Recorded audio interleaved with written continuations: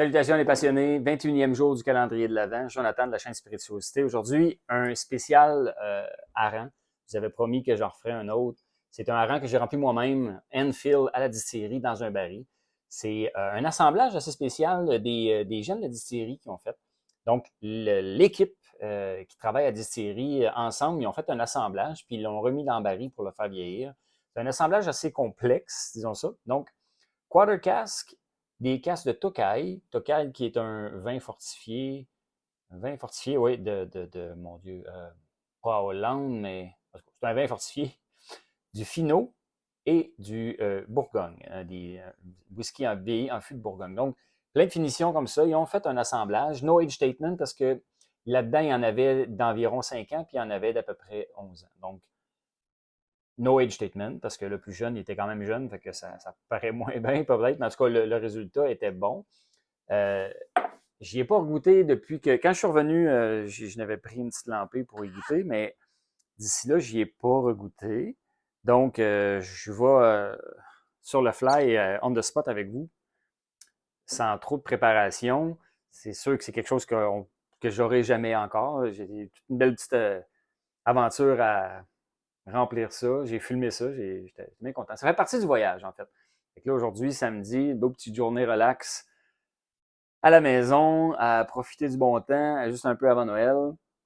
Donc, je voulais sortir de quoi de bien, puis en même temps partager un peu ce bonheur-là que j'ai eu à remplir cette bouteille-là, puis partager le bonheur que j'ai maintenant à le boire. Au nez, super complexe, 47,9% d'alcool, donc surprenamment, c'était pas cask strength. Ça me dérange pas tant parce que quand j'y avais goûté sur place, j'avais trouvé l'assemblage très bon. C'est assez complexe, un peu d'épices, beaucoup de fruits, beaucoup de sirop aussi, là, c'est très sucré, très rond, très relevé. Fait que tu sais, je sens le finot, non, j'allais dire, je sens le fût de vin. Il y a un petit côté très sucré, d'après moi, qui vient du Tokai.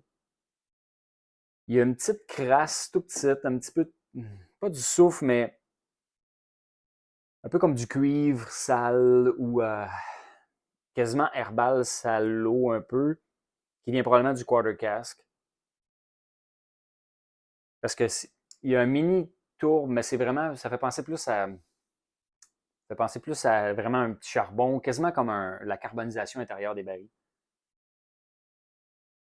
Le petit côté sherry finot qui est un peu spécial avec son petit côté acidité fibreuse. Bref, l'acidité, pas l'acidité, la complexité de ce whisky-là est superbe. Regardez-moi la couleur aussi. C'est pas. Il n'y a aucune coloration ajoutée. Là. C'est vraiment le gros casque, là, les fûts qui ont donné tout ce qu'il y avait à donner dans ce whisky-là. Fait que c'est assez intense. Je dirais que l'intensité rivalise avec un peu ce qu'on a dans les Glenallachie. Au niveau intensité, que beaucoup d'arômes et de saveurs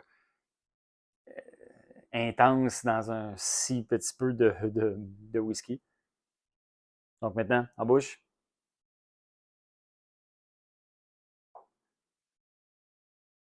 Ah oui. Oh wow. Vraiment plusieurs signatures distinctes, très complexes encore.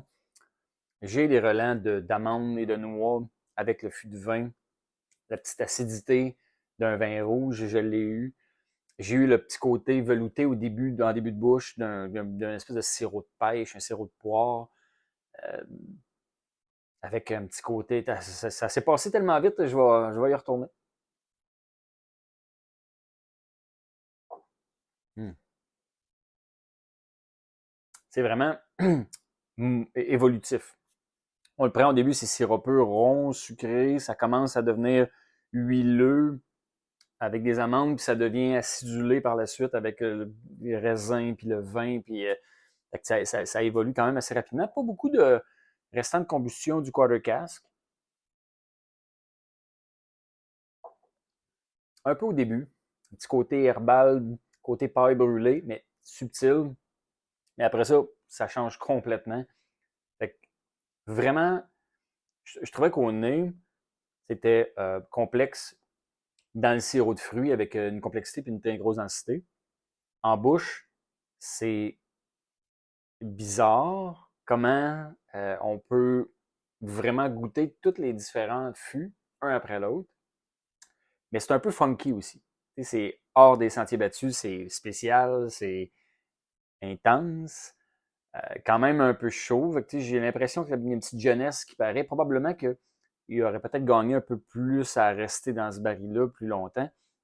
La réalité des barils comme ça, Enfield, qui sont dans la boutique, c'est que c'est un baril qu'ils remplissent. Ils vont le mettre là, ils mettent une espèce de valve de gréement après là, pour qu'on puisse remplir les bouteilles sans trop faire de dégâts. Euh, Fait que j'ai l'impression qu'ils font un assemblage, puis ils n'ont pas le temps de le laisser, ça du marrying, là, le laisser se marier ensemble, puis d'évoluer pendant longtemps dans le baril, parce que dès qu'ils leur mettent le baril dans la boutique, ben là, les gens, probablement tous les jours, toutes les semaines, pigent dedans, puis ils remplissent des bouteilles, puis là, à un moment donné, ben, il est vide, fait que là, ils recommencent avec un autre. Fait que j'ai pas l'impression que le marrying peut se faire longtemps. C'est une impression, là, ils m'ont pas expliqué exactement comment ça se passait. Moi, c'était la 381e bouteille, donc ça veut dire que le fût est arrivé vers la fin. Là. Mais bref, c'est ça. Fait que, une très belle expérience pour moi à aller à la distillerie d'Aran, qui est une très belle distillerie. Beaucoup de produits exclusifs là, à la distillerie. Il y avait beaucoup de fûts spéciaux. J'ai ramené aussi un distillery exclusive qui est un fût de Madeira. Exact, je ne me rappelais pas, mais c'est un fût de Madeira. Et ben, c'est ça. Puis lui, ben, je devais remplir une bouteille moi-même à la distillerie. C'est un peu un petit rêve que j'ai accompli là. Fait que, bref, bien content d'avoir partagé ça avec vous. Je me dis toujours que je devrais faire une vidéo sur mon voyage d'Écosse puis de vous présenter ça parce que j'ai visité, j'ai fait beaucoup de routes, visité beaucoup de distilleries, me suis promené dans toutes les régions, sauf Campbelltown. Euh, Parce que mon voyage ne me le permettait pas dans les jours que j'y allais. Si j'étais allé, j'aurais passé un dimanche, absolument tout était fermé. Fait au lieu d'aller en Campbelltown, je suis allé sur l'île d'Aran. Et je ne regrette pas du tout mon choix. De toute façon, j'ai fait pas le choix. C'était fermé. Fait que, bref. Fait que, tant qu'à aller à Campbelltown, juste voir des bâtisses, puis des distilleries fermées, des bars à whisky fermés, tout ce qui était de l'industrie du whisky était fermé le dimanche à Campbelltown. Fait que j'ai décidé à la place, dans cette zone-là, qu'est-ce qu'il restait à faire. Puis j'ai vu que la distillerie d'Aran était ouverte le dimanche. Alors, j'ai pris le traversier, puis je me suis rendu à Aran.